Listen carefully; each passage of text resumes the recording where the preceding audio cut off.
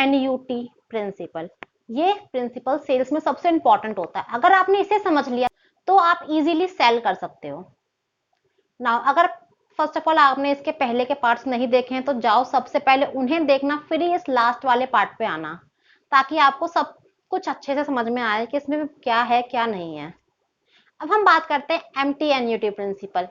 जो सबसे पहला फैक्टर है M और जो सबसे लास्ट फैक्टर है T, मतलब M जो है वो सबसे कम इंपॉर्टेंट है और T जो है सबसे ज्यादा इंपॉर्टेंट है। ठीक है, मतलब जो स्टार्टिंग से है वो कम इंपॉर्टेंट है, जो सबसे एंड के हैं वो सबसे इंपॉर्टेंट है।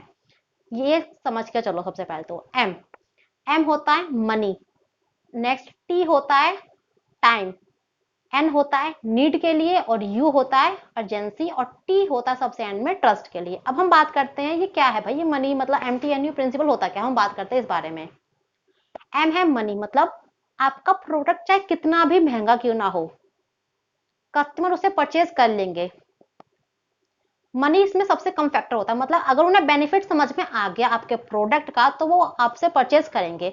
वो पैसे कहीं से भी अरेंज करें वो कर लेंगे, पैसे इतनी बड़ी प्रॉब्लम नहीं होती। अगर कस्टमर को कुछ अच्छी लगती है ना, वो पैसे उसके लिए कहीं से भी अरेंज कर सकते हैं। उनके पास नहीं होगा तो वो मांग कर लाएंगे किसी और से, बट वो आपसे प्रोडक्ट परचेज कर लेंगे।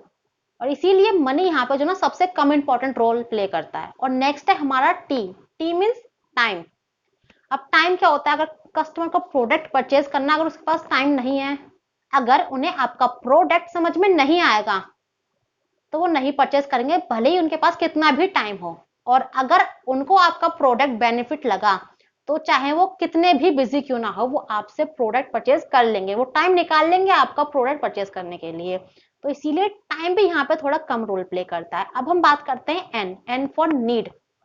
अगर कस्टमर को नीड है आपके प्रोडक्ट की तो वो परचेज करेंगे, नीड नहीं है तो वो नहीं करेंगे, सिंपल सी बात ये है। अब बात करते हैं हम यू मीन्स अर्जेंसी। ये सबसे इंपॉर्टेंट रोल प्ले करता है यहाँ पे जो है।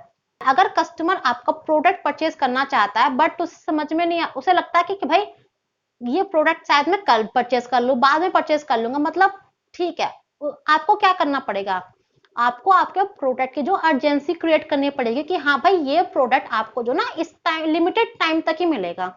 या फिर आपने आपके प्रोडक्ट की प्राइसिंग थोड़ी कम कर दी और बोला कि आपको ये प्रोडक्ट जो है इस प्राइसिंग पे इस पर्टिकुलर टाइम तक ही मिलेगा, मतलब आपने कोई टाइम लिमिट लगा दी। इससे क्या होगा, कस्टमर को लगेगा कि हाँ भाई अगर ये परचेज अभी नहीं कराना फिर ये बाद में नहीं मिलने वाला। तो ये सबसे थोड़ा इंपॉर्टेंट फैक्टर है यहाँ पे जो है। अब हम बात करते हैं लास्ट प्रिंसिपल की, वो है टी फॉर ट्रस्ट। कस्टमर को अगर आपके प्रोडक्ट में ट्रस्ट है तो वो आपसे परचेज कर लेंगे, चाहे आपका प्रोडक्ट हाई हो प्राइसिंग पे हो, चाहे आपका प्रोडक्ट लो प्राइसिंग पर हो। तो सबसे पहले आपको क्या करना पड़ेगा, आपको ट्रस्ट डेवलप करना पड़ेगा। और ये बात मैंने आपको वीडियो की स्टार्टिंग में ही कही थी, मतलब जो आपको सेल्स का मैंने फर्स्ट पार्ट निकाला था, मैंने उसमें आपको बताया था कि सेलिंग का मतलब ये नहीं होता कि कुछ भी चीज किसी को भी बेच दो, नहीं। सेलिंग का मतलब होता है कि आप अपने कस्टमर को जो है कुछ वर्थ आइटम दे रहे हो, जिससे क्या होगा, आपका और आपके कस्टमर के बीच में जो एक रिलेशनशिप बिल्ड होगा, मतलब एक ट्रस्ट बिल्ड होगा। इसीलिए ये बात मैंने स्टार्टिंग में कही थी कि आपको कुछ भी किसी को सेल नहीं करना है, आपको आपके ऑडियंस के साथ में एक ट्रस्ट बिल्ड करना है। जिससे क्या होगा, आप उन्हें एक बार सेल करोगे कुछ प्रोडक्ट तो आप कस्टमर आप पे जो रिपीटेडली आएंगे, और अगर वो रिपीटेड आएंगे आपके कस्टमर तो आपकी सेल्स ज्यादा होगी, बिकॉज रिपीट कस्टमर से ही सेल्स ज्यादा होती है। तो इसीलिए इस वीडियो के सारे पार्ट अगर आपने नहीं देखे हैं तो स्टार्टिंग से फर्स्ट पार्ट देखना, ताकि आपको हर चीज इजीली समझ में आए, और लास्ट में इस पार्ट को देखना। और ऐसी ही और वीडियोस देखने के लिए, बिजनेस के बारे में जानकारी पाने के लिए और बिजनेस की केस स्टडीज जानने के लिए इस चैनल को सब्सक्राइब करो और शेयर करो ज्यादा से ज्यादा।